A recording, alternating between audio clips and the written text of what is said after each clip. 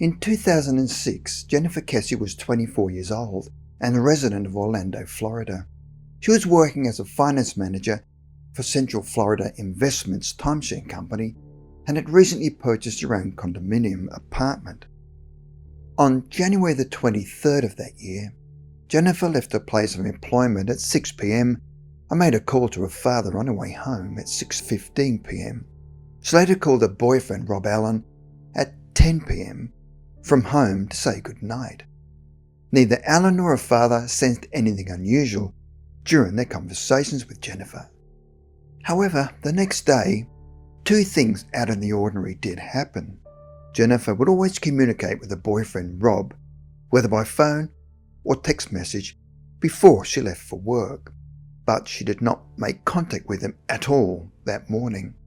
Rob tried telephoning her several times that day, but each of his calls went through to voicemail. Jennifer also did not appear for work that morning, despite there being an important meeting that she had to attend.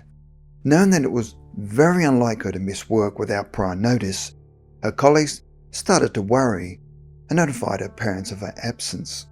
Her parents knew that this behaviour was completely out of character, as Jennifer had always been reachable.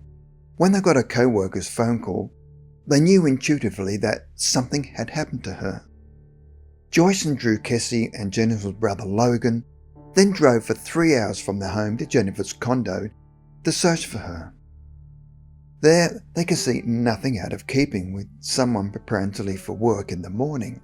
There were still pools of water in the shower, a wet towel, work clothes laid out on the bed, and hair and makeup items arranged as if just used in the bathroom. The normality of the scene led police to believe that Jennifer had been abducted either walking to her car or while driving to work. Jennifer's boyfriend, parents, and ex-boyfriend were all ruled out as suspects. Police thought it unlikely that Jennifer would have made a sudden decision to walk out of her life, as she had presented as stable, committed to her relationship, and happy after recently returning from a vacation with her boyfriend. Jennifer's mother remembered her daughter mentioning her discomfort at local construction workers catcalling her. Police then began to investigate the many construction workers in the neighbourhood in which her apartment complex was located. Her building was only half finished at the time Jennifer moved in, and several of the workers lived on site. However, this investigation did not uncover any new information. A hopeful breakthrough came on January the 26th, 3 days after Jennifer had last been seen. Following news reports of her disappearance, a nearby resident contacted police to inform them of a car sitting in the parking lot of their apartment building.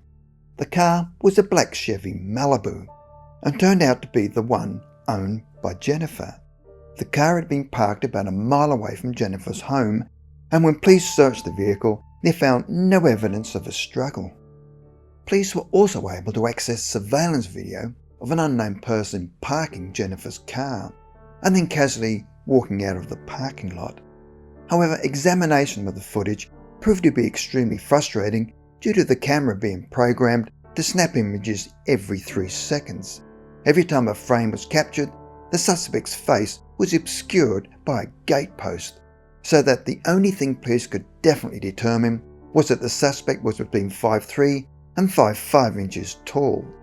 The suspect was dubbed the luckiest person of interest ever by a concerned journalist.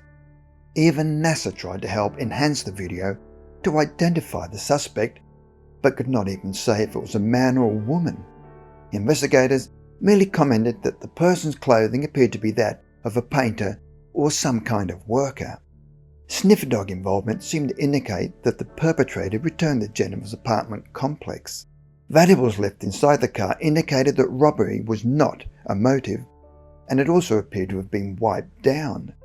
A small piece of DNA and latent fingerprint were found, but have not matched the database to enable identification.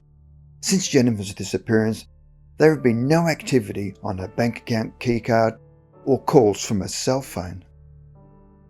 In 2018, 12 years later, and with no fresh leads, Joyce and Drew Kesse decided to also conduct their own investigation. After successful court action to obtain all the files relating to Jennifer's case, they were now employing their own private investigator to search for Jennifer.